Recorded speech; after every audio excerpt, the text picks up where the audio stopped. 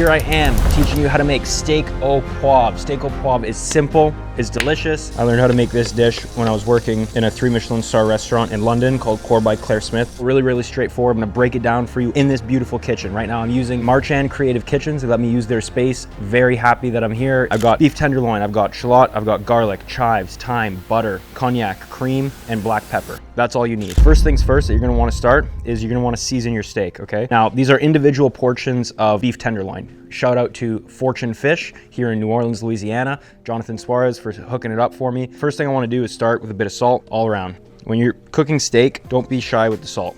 I see a lot of people cook steak, they don't understand that you need to season the meat properly, okay? A big part of steak au poivre is the crust of pepper on one side. Take your pepper mill, get it nice, medium to coarse ground on it. All right, so I'm gonna go about right there and just get a good amount out on my chopping board. Now, I put the salt on the steak first. I'm letting the salt adhere to the meat, draw some of the moisture out of the meat. It's gonna help the pepper stick to the steak. Very important. Take this and just dip it in that pepper. Get all that pepper on, nice and involved, and stuck to the top.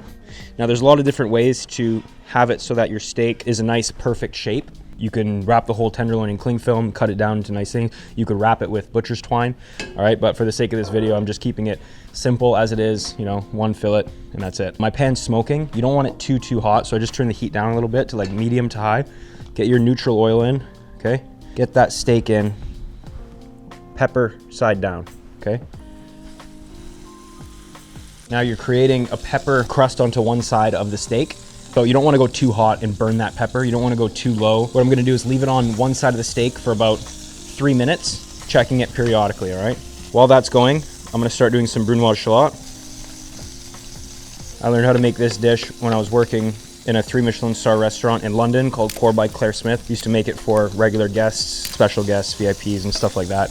It is a classic French dish. You could serve it with roasted potatoes. You could serve it with vegetables. Today I'm just going to make you the steak and the sauce so that you can see it. There's my shallot. I'm gonna do the same thing with my garlic in a second. Now my steak's been going for about 2 minutes in the pan. I'm gonna flip it and I'm gonna show you guys what it looks like, all right? Beautiful color on one side of the steak, okay? The pepper's not burnt, all right? Has a nice color, has a nice crust. All the pepper is completely adhered to the one side of the steak. It's not falling off. That is what you want, okay? I'm gonna let it go for a little, 30 seconds. Then I'm gonna get butter in and start basting it, okay? I'm gonna finish it in the oven. Good knob of butter in there. Some fresh thyme, some garlic. This is one of the best smells in cooking, hands down. Whenever you're foaming butter, guys, in the pan, watch the temperature of the pan.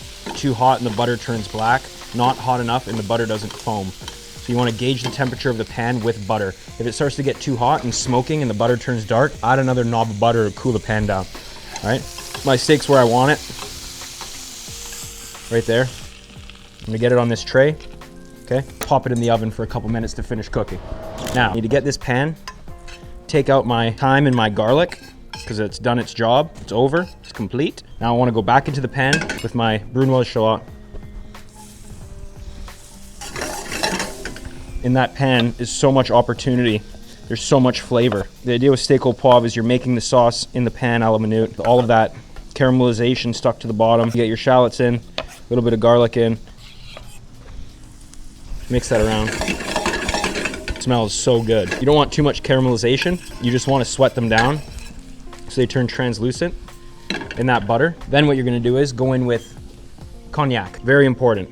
French cognac. Now when you do this, take your pan off the heat, put your thumb over the top of the bottle, cognac in, and then you're gonna burn it out, flambe it, okay? You're gonna get a little bit of fire. Careful just not to do it over the heat and burn your arm off, because that's not good. As soon as the alcohol cooks out, the flame's gonna go away. I'm gonna go in with a little bit of beef stock now. The beef stock's just gonna give some body to the sauce, all right? You're gonna let that beef stock cook down a little bit, get a little bit thicker, give the sauce some more body. We're gonna go in with cream, not too much, just a little bit to tie it all together, and cooking it down. Get some more pepper into the sauce. The dish is called steak au poivre. Au poivre means pepper. Now what you want to do is get it on the heat and cook it down to the point where it's the right consistency to sort of nappe over top of the meat. While that's going, I got chives. That is right where you want it. So there's your sauce. It's the right consistency, it's the right texture. Steak's out of the oven. Now it's very important that you let the steak rest for at least another 5 minutes before you carve into it. You need to let that heat distribute through the rest of the meat, let it rest, let it finish cooking, and then we're gonna finish it with the sauce and carve into it.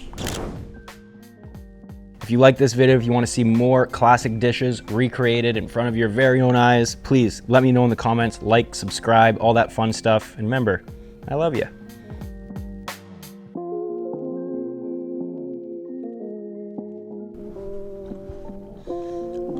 Me, Josh, you gotta try that.